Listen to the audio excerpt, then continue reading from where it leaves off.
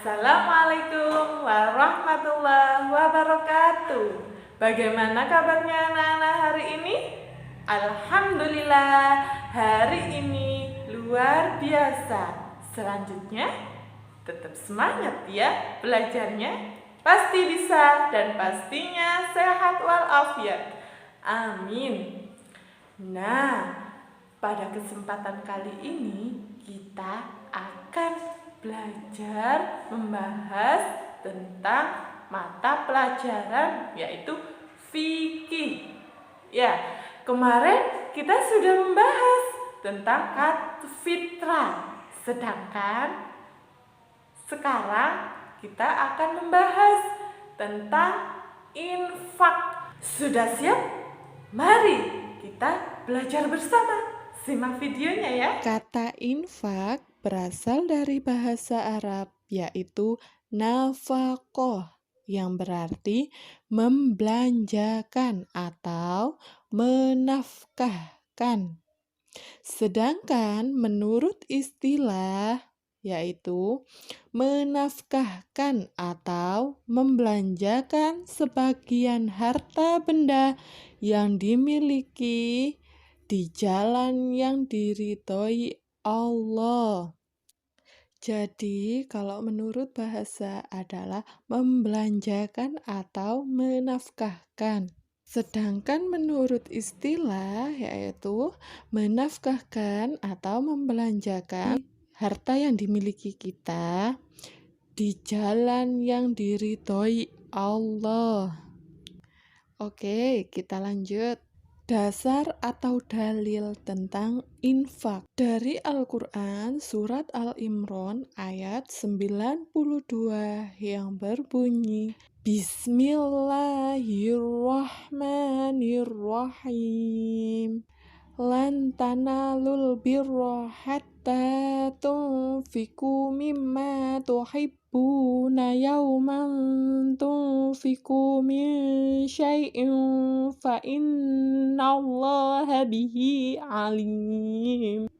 Yang artinya, kamu tidak akan memperoleh kebajikan sebelum kamu menginfakkan sebagian harta yang kamu miliki atau yang kamu cintai. Apapun yang kamu infakkan tentang hal itu, sungguh Maha Allah mengetahui. Quran Surat Al-Imran ayat 92. Sekarang ketentuan-ketentuan infak. Ada macam-macam hukum infak sebagai berikut. 1. Infak wajib. Infak wajib berarti hukumnya wajib untuk mengeluarkannya. Contohnya yang pertama, nomor 1, membayar zakat. Yang kedua, membayar mahar pengantin.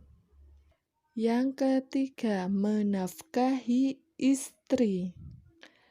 Dan yang keempat, menafkahi istri yang ditalak dan masih dalam waktu iddah atau penantian. Sekarang yang kedua adalah infak sunnah. Infak sunnah, hukumnya sunnah untuk mengeluarkannya. Yang pertama, 1. Contoh, infak untuk perjuangan di jalan Allah. Yang kedua, infak untuk kepentingan umum. Sedangkan yang ketiga adalah infak untuk menolong musibah. Coba contohnya, ada yang tahu? Ayo. Misalnya, infak untuk menolong musibah. Kayak ada tanah longsor. Sebagian hartanya diinfakkan kepada mereka yang membutuhkan. Itu bisa. Dan masih banyak yang lainnya. Hukum infak yang ketiga adalah hukum mubah. Hukum mubah untuk mengeluarkannya. Apa contohnya? Ayo, ada yang tahu? Ya, yang pertama, satu, hadiah. Ya, contohnya ada teman kalian yang ulang tahun. Misalnya, kalian mau ngadu sama temennya. Ya, kemudian hibah. Ya, hibah memberikan sesuatu kepada orang lain yang sangat bernilai. Itu namanya hibah. Hibah itu boleh hukumnya. Dan yang keempat adalah infak haram. Hukumnya haram untuk mengeluarkannya. Loh, kenapa Bu? Kok haram hukumnya? Contohnya yang pertama, infak orang non-muslim untuk menghalangi syiar Islam. Kita infaknya kepada orang non-muslim atau orang yang bukan Islam untuk menghalangi kemajuan orang Islam. Itu tidak boleh ya. Terus yang kedua adalah infak bukan karena Allah. Kita lanjut ya. Yang kedua ada rukun infak. Ya, infak harus memenuhi rukun-rukun tertentu. Pemberi infak disebut munfik. Yang kedua, penerima infak atau munfak lahu. Yang ketiga, barang yang diinfakkan. Selanjutnya keempat, serah terima atau ijab kabul. Nah, diingat, rukun infak ada berapa anak-anak? Ada 4 ya. Oke, lanjut. Sekarang syarat infak. Di sini ada beberapa syarat.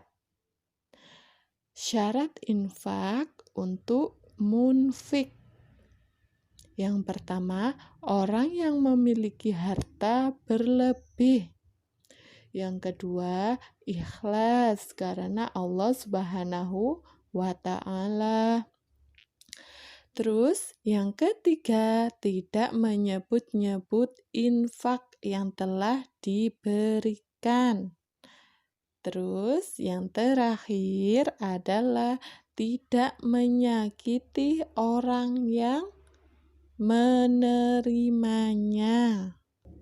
Maksudnya dari yang keempat, tidak menyakiti orang yang menerimanya, tidak membicarakan dengan orang lain, menggunjing, dan sebagainya.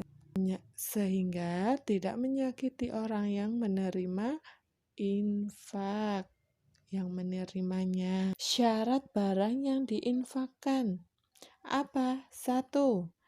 Harta yang boleh ditasarufkan atau harta yang boleh diberikan.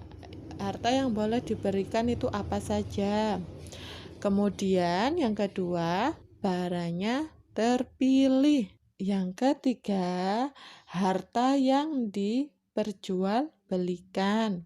Yang keempat, orang yang sah memilikinya. Terus yang kelima, sah menerimanya. Yang terakhir adalah tanpa adanya pengganti, ya, ikhlas. Contohnya, aku infak 100.000. Terus besok kamu ganti ya. Nah, itu tidak boleh. Yuk, sekarang kita lanjut. Tata cara infak. Tata cara infak tentunya harus sesuai dengan diajarkan oleh Rasulullah Shallallahu Alaihi wasallam. Baik untuk pemberi infak maupun penerima infak. Karena infak merupakan perbuatan yang terpuji dan banyak keutamaannya. Nah, sedangkan infak yang sangat bermanfaat dan mempunyai manfaat, terutama amal jariah, misalkan berupa tanah, bangunan yang dimanfaatkan untuk kepentingan umum. Contohnya, madrasah, sekolah, masjid, atau musola, rumah sakit, jalan, serta kepentingan lain yang di jalan Allah. Maka dalam penyampaian dan penerimanya harus jelas, tepat, tidak salah. Untuk itu, mari kita pelajari 1. Golongan penerima infak. Keutamaan memberikan sesuatu barang atau harta berupa infak. Sebaiknya diurutkan sebagaimana urutan prioritas sesuai dengan perintahan Allah Subhanahu wa Ta'ala. Dalam Al-Quran, surat Al-Baqarah ayat 215, yaitu apa saja? Yang pertama, orang tua. Yang kedua, saudara terdekat atau keluarga. Yang ketiga, anak yatim. Dan yang keempat adalah fakir miskin. Dan yang terakhir adalah orang yang sedang perjalanan atau yang disebut musafir. Nah, itu golongan yang penerima infak. Nah, selanjutnya golongan yang tidak berhak menerima infak. Sedangkan golongan yang tidak menerima infak, siapa saja kira-kira? Hayo, ada yang tahu? Ya, betul. Yang pertama, orang kaya. Yang kedua, orang yang masih mampu bekerja. Dia tidak boleh menerima infak. Dan yang ketiga, pembangunan fasilitas umum yang sudah mewah. Dan yang keempat adalah penjahat aktif atau belum bertobat. Anak-anak, kali ini materi infak sudah selesai. Oke, sekian penjelasan singkat dari Budia. Apabila ada salah kata yang kurang berkenan di hati kalian, mohon dimaafkan. Wabillahi taufik wal hidayah, waridhatu wal inayah. Wassalamualaikum warahmatullahi wabarakatuh.